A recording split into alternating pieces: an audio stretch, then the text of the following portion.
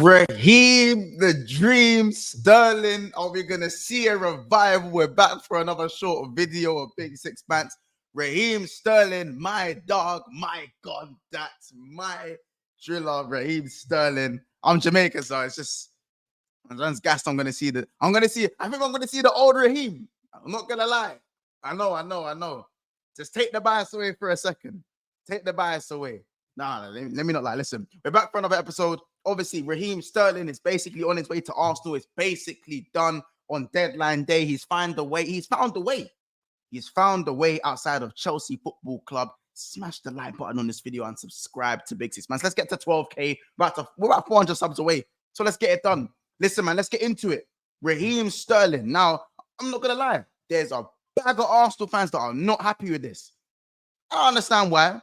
There's a bag of Chelsea fans that are over the moon with this deal, getting him off the wage books.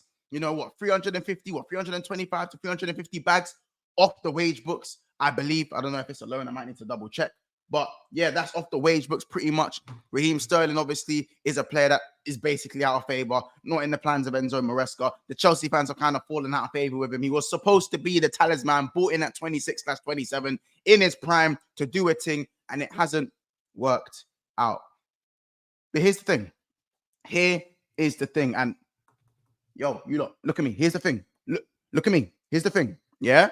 Raheem Sterling, we've seen the best Raheem Sterling when he is in a fully functioning, constant, attacking, well-oiled system. What is Arsenal Football Club?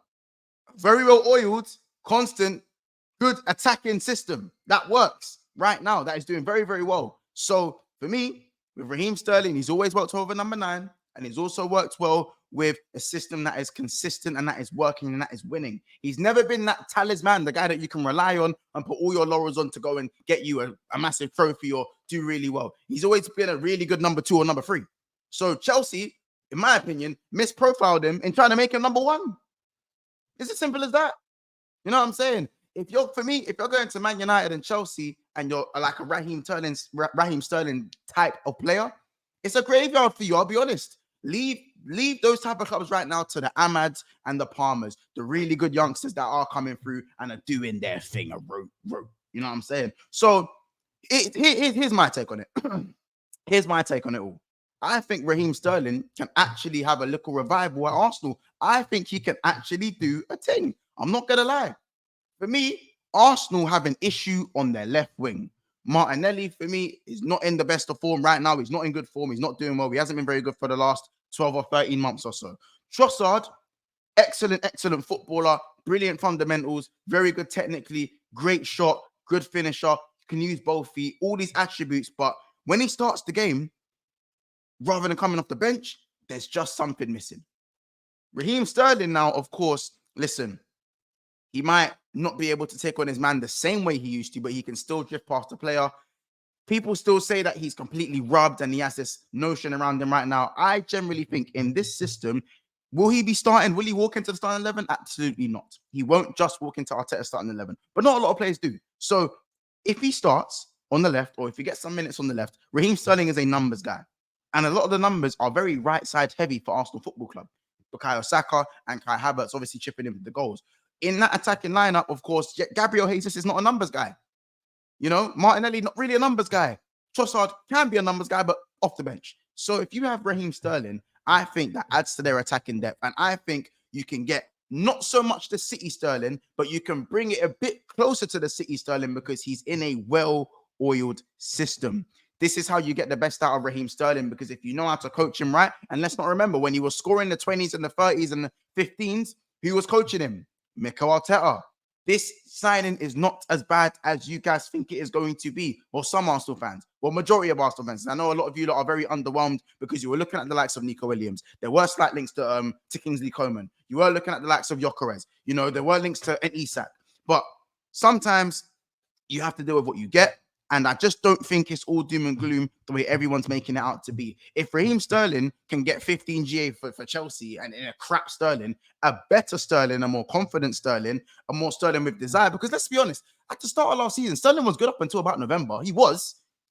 And then obviously the wheels kind of fell off. And I guess, kind of lost that desire. Kind of like another player we talk about that's in red that plays in Manchester that can be really good on his day and score 30 goals of a good season, but on his day. So again, for me, if Sterling plays regularly for Arsenal, I think he can balance out the goals between him and Saka. Not completely. I'm not saying he's going to hit Saka's numbers, but with the right game time and the right coaching and getting him back into his groove. Because remember, he is only 29.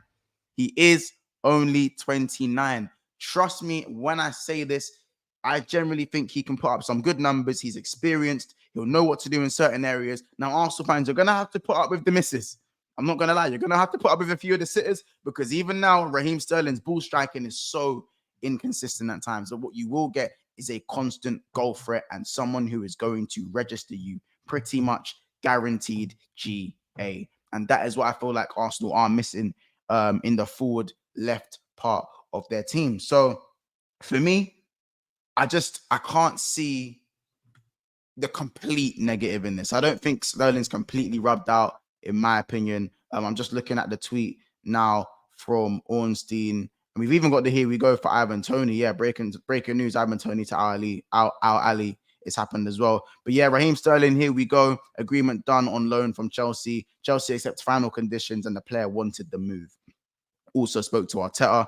Agreement done. Documents expected to be okay. So it is a loan move. And of course, Broha going to Ipswich as well. So there's a few other things that are happening in the transfer window. And of course, Sancho's going Chelsea. So Sterling out, Sancho in. So who's got the better side of the deal? Do you know what I'm saying? Chelsea or Sterling? Maybe both, maybe neither.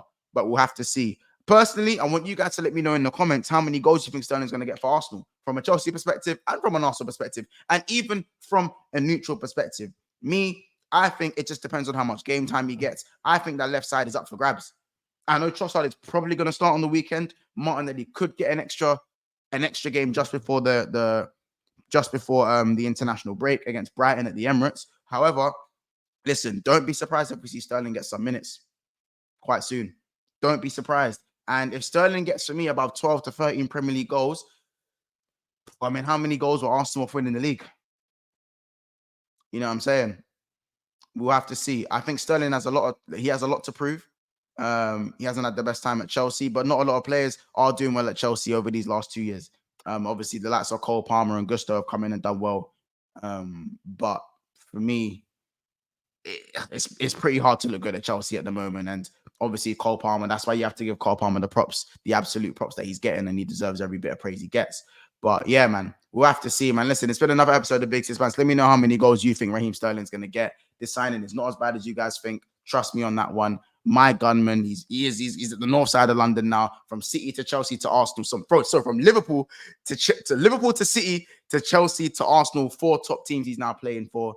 Let's see how it goes. Take care. We'll see you in the next one. Let me know how many goals you think he's going to get.